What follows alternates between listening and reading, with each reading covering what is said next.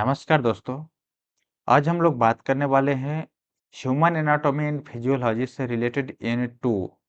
यानी जो यूनिट 2 है, यूनिट 2 में से ये है कि स्किन, यानी स्किन से रिलेटेड कोई भी क्वेश्चन हो, मल्टीपल चॉइस क्वेश्चन में, किसमें कोई भी हो, मल्टीपल चॉइस क्वेश्चन में, जो कि कोई भी student government exam, government pharmacist exam, government hospital exam and government etc exam, किसी भी गवर्नमेंट कॉम्पिटिटिव एग्जाम के लिए प्रिपेयर कर रहे हैं या फिर प्रिपरेशन में लगे हुए हैं, तो आप हमारे चैनल से जुड़े रहें। इससे अच्छा और इससे बेहतर किसी भी चैनल में कोई भी एमसीक्यू क्वेश्चन सॉल्व नहीं करवाया जाएगा। तो मैं आज बात कर रहा हूँ क्वेश्चन फर्स्ट ऑफ 15, यानी 15 में से पहला क्वेश्चन जो होता है स्किन से related, part of human anatomy की जो भी स्किन सिस्टम है,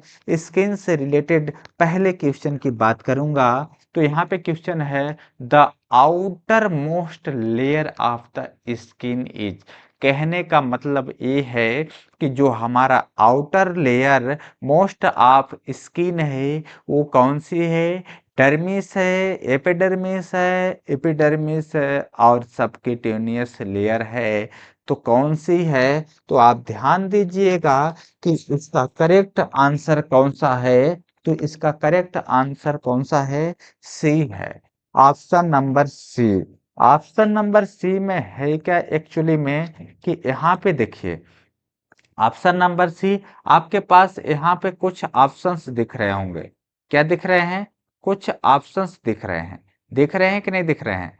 चलिए इसको मैं और थोड़ा डीपली में जानने की कोशिश करूंगा। थोड़ा मैं इसको जूम आउट करता हूँ, यानी इसे क्या करता हूँ, जूम आउट करता हूँ, जिसमें आप स्पेशली देख पाएंगे लाइक दैट। यहाँ पे देखिए क्वेश्चन है, सॉल्विंग करने का कोई प्रॉब्लम नहीं है। यहाँ पे बात करूंगा क्वेश्चन फर्स्ट। क्या करेंगे? क्वेश्चन फर्स्ट के बारे में बात करेंगे। हाँ सॉरी बाय डिस्टर्बिंग। यहाँ पे है पहला क्वेश्चन, हमने यहाँ पे डिस्कस किया कि पहला क्वेश्चन क्या है। तो यहाँ पे पहला क्वेश्चन है एपिडर्मिस। क्या है? एपिडर्मिस, यानी जो आउटर लेयर होता है वो क्या है? एपिडर्मिस है, जो कि यहाँ पे देख रहे हैं, यानी लास्ट स्टार्टिंग का जो होता है आउटर लेयर जिसको बोलते हैं, ये वाला जो पार्ट दिख रहा है ये कौन सा पार्ट है? एपिडर्मिस पार्ट है। कौन सी पार्ट है? एपिडर्मिस पार्ट है। यानी स्किन का कोई भी लेयर जिसको हम बोलते हैं outer part of the layer, वो होता है एपिडर्मिस। कौन सा होता है? एपिडर्मिस होता है। तो करेक्ट आंसर क्या होगा इसका? एपिडर्मिस होगा। यहाँ पे देखिए, the epidermis is the outermost protective layer of the skin made of stratified squamous epithelial cells या फिर टिश्यू से बने होते हैं। नेक्स्ट हम क्वेश्चन की बात करेंगे, क्वेश्चन टू। यहाँ पे जो आपके सामने क्वेश्चन दूसरा है, which layer of epidermis is responsible for keratin, यानी कहने का मतलब ये है कि which layer of epidermis is responsible for keratin formation, यानी केरेटिन फॉर्मेशन कौन सी बनाती है। तो आपके पास चार ऑप्शंस देख पा रहे होंगे और यहाँ पे स्ट्रक्चर भी शो हो रहा होगा। तो जो हमारा जो क्वेश्चन है, यानी जो epidermis is the responsible for the keratin, keratin जो फॉर्मेशन बनाती है वो कौन सी है? तो हमारा जो बनाती है स्ट्रेनम कॉर्नियम बनाती है। कौन से बनाती है? स्ट्रेनम कॉर्नियम बनाती है। बिकॉज क्योंकि stratum corneum contents dead keratin filled cells that provide water proofing. क्या होती है? वाटर प्रूफिंग होती है एंड प्रोटेक्टिंग होती है। जो कि हमारा यहाँ पे लेयर दिख रहा है, यहाँ से जो येलो टाइप से दिख रहा है वही है जो यहाँ से येलो टाइप से दिख रहा है, वही है, आप समझ पा रहे होंगे। अब हम बात करेंगे कि यहाँ पे क्वेश्चन 3 में क्या कहा जा रहा है कि maintain is produce by melanin. तो यानी मेलेनिन जो होती है मेंटेन किससे होती है, मेलेनिन जो होती है वो किससे मेंटेन होते हैं या फिर किससे प्रोड्यूस होती है वो देखना है। तो मेलानोसाइट्स क्या होती है, मेलानोसाइट्स होती है, इससे मेंटेन्स होती है, जो कि यहाँ पे देख पा रहे होंगे, कुछ यहाँ पे ये दिखाई दे रहे होंगे स्ट्रक्चर के माध्यम से। ये जो स्ट्रक्चर का पार्ट है, ये वाले पार्ट्स यहाँ पे दिख पा रहे होंगे, ये वाले पार्ट्स जो होते हैं ये क्या कहलाते हैं, मेलानोसाइट कहलाते हैं। क्या कहलाते हैं, मेलानोसाइट कहलाते हैं। क्वेश्चन 4 देखेंगे कि which skin layer contain blood vessels, यानी वो स्किन लेयर कौन सी है जो कंटेन होती है किसमें, ब्लड वेसल्स से। किससे होती है, ब्लड वेसल्स से। तो उस पार्ट को हम लोग बोलते हैं डर्मिस।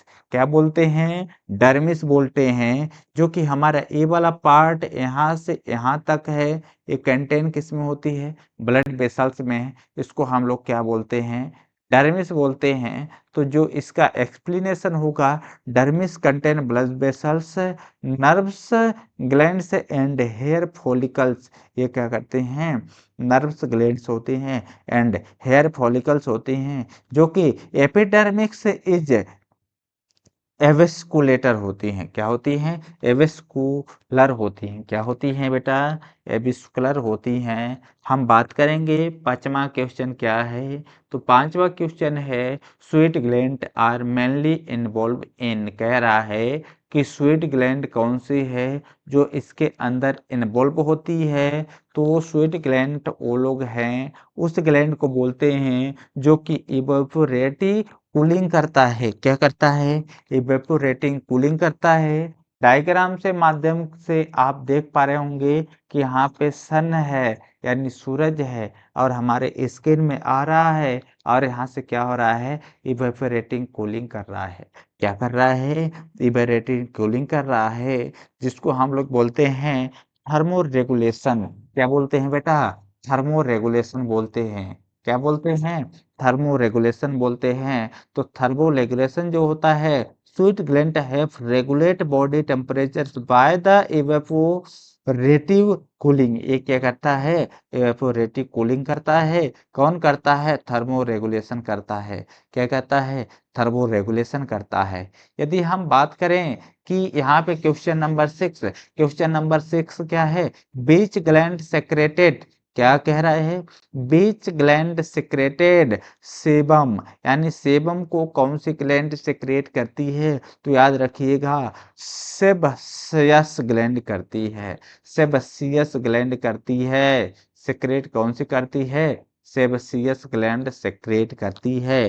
तो यहाँ पे देखिए, ये सबसियस ग्लैंड है, जो हमारे कोई भी हेयर रूट्स होते हैं उसका जोड़ से अंदर से जो आउटर लेयर पे किनारे में पाई जाती हैं, उसको हम क्या बोलते हैं, ये वाले पार्ट जो है हमारे पास, इसको हम क्या बोलते हैं, सबकियस ग्लैंड्स बोलते हैं। सबकियस ग्लैंड बोलते हैं। क्या बोलते हैं बेटा, सबकियस ग्लैंड बोलते हैं।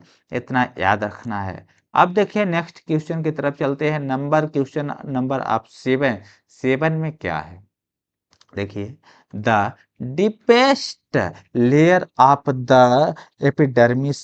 कह रहा है कि कौन सी लेयर है जो डीप सा होती है, डीपेस्ट लेयर होती है, स्ट्रांग होती है, डीप सा होती है, वो कौन सी लेयर होती है, उसको क्या बोलते हैं। तो हमारे पास है दो। तो यहाँ पे देखिए, पहला लेयर ये बन रहा है, दूसरा लेयर ये बन रहा है, तीसरा लेयर ये बन रहा है, चौथा लेयर ये बन रहा है। तो जो हमारा ये वाला लेयर है ना, इसको हम बोलते हैं स्ट्रेटम बेसल्स। क्या बोलते हैं, स्ट्रेटम बेसल्स बोलते हैं। क्योंकि स्ट्रेटम बेसल्स होता क्या है कि stratum basalis is the deepest layer where new skin cells are formed. क्या होता है यहाँ पे, न्यू स्किन क्या होती है, फॉर्म्ड होती है। यहाँ से न्यू स्किन बनती है और ऊपर की तरफ जाती है, शानदार ऊपर की तरफ जाती है। तो एपिडर्मिस बनती है। क्या बनती है बेटा? एपिडर्मिस बोलती है। हम बात करेंगे क्वेश्चन 8, 8वां नंबर क्वेश्चन क्या है? 8वां नंबर क्वेश्चन में होता ए है, देखिए,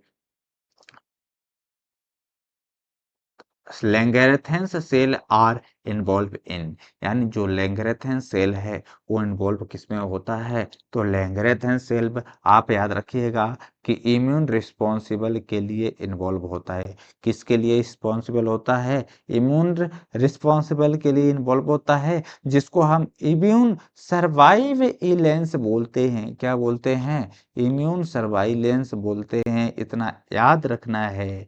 शानदार। चलिए नेक्स्ट क्वेश्चन 9 क्वेश्चन है, vitamin D synthesis occurs in the skin due to, यानी जो विटामिन डी है वो किसके अकॉर्डिंग सिंथेसाइज होता है? तो जो विटामिन डी है सिंथेसाइज कहाँ से होता है? सूर्य की प्रकाश से होता है। तो याद रखिएगा कि सूर्य की प्रकाश से मिलने वाला विटामिन कौन सा है?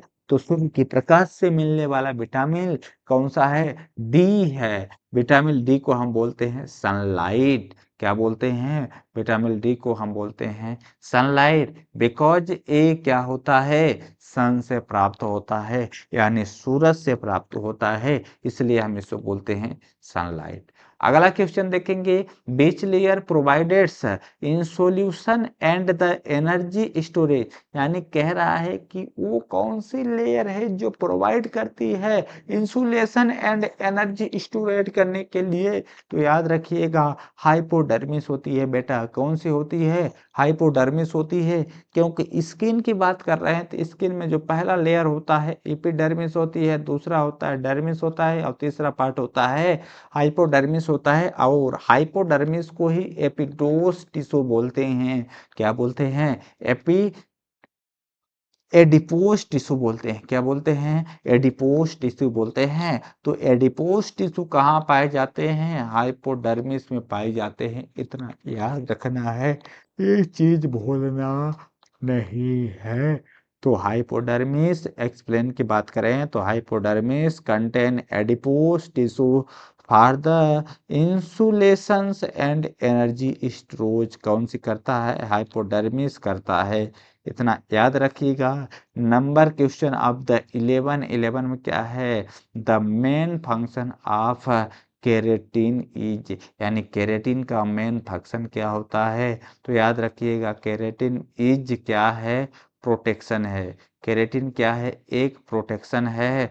तो उस प्रोटेक्शन को कैसे हम करते हैं? Protection is also known as keratin form और the taut barrier protecting skin from injury and infection. किसके लिए होता है? इंजरी एंड एक्सपेंशन के लिए होता है, यानी कहीं पे घाव हो गया, कहीं पे बैक्टीरियल इन्फेक्शन हो गया, उसके लिए रिस्पॉन्सिबल होता है। उसको हम लोग क्या बोलते हैं? प्रोटेक्शन। क्या बोलते हैं? प्रोटेक्शन बोलते हैं। नेक्स्ट क्वेश्चन यहाँ पे है Merkel. Merkel cell is are associated with, जो मार्कल सेल्स होते हैं वो किसके लिए एसोसिएट होते हैं? तो याद रखिएगा कि टच सेंसेशन के लिए होते हैं, यानी टच सेंसेशन के लिए होते हैं। यदि आपने टच किया तो उसके लिए कौन सी रिस्पॉन्सिबल होता है? मार्केल सेल्स होते हैं, यानी आप कहीं पर टच करते हैं तंत्रिका के माध्यम से अपने ब्रेन में पहुंचता है और वहां से सेंसर मिलता है। वो कौन सी सेंसेशन कहलाती है? टच करते ही सेंसेशन प्राप्त होता है, तो उसको बोलते हैं टच सेंसेशन बोलते हैं। क्या बोलते हैं? टच सेंसेशन बोलते हैं।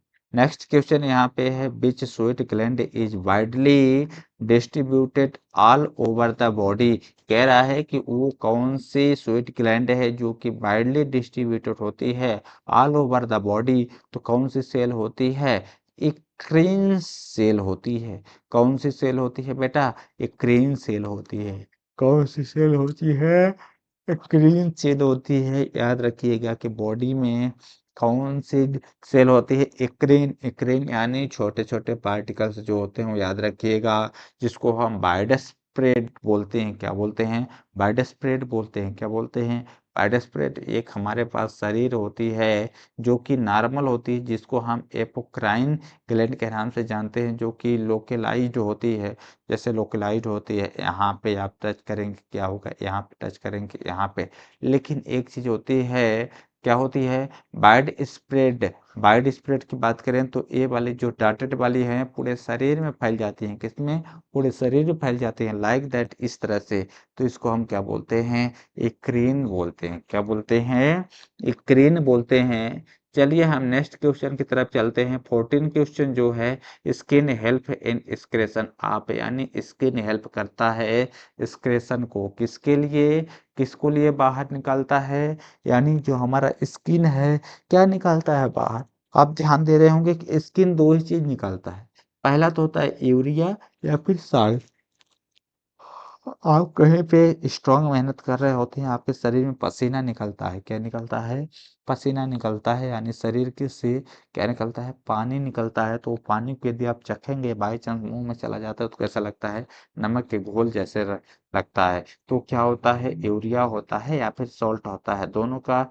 दोनों में से कोई भी हो सकता है, या कभी कभी क्या हो जाता है, मिक्सचर भी हो जाता है। इतना याद रखिएगा। लास्ट एंड आखिरी क्वेश्चन है जो कि हमारे पास हो रहा है, विच अपेंडेज। क्या है? विच अपेंडेज इज डेरिव्ड फ्रॉम एपिडर्मिस, यानी कह रहा है कि अपेंडेज कौन सी होती है जहाँ पे डेरिव्ड होती है। क्या? एपिडर्मिस। कहाँ से प्राप्त होती है? एपिडर्मिस प्राप्त कहाँ से होती है? हेयर से होती है, यानी जो हमारे बाल होते हैं वहां से हेयर फॉलिकल का फॉर्मेशन होता है।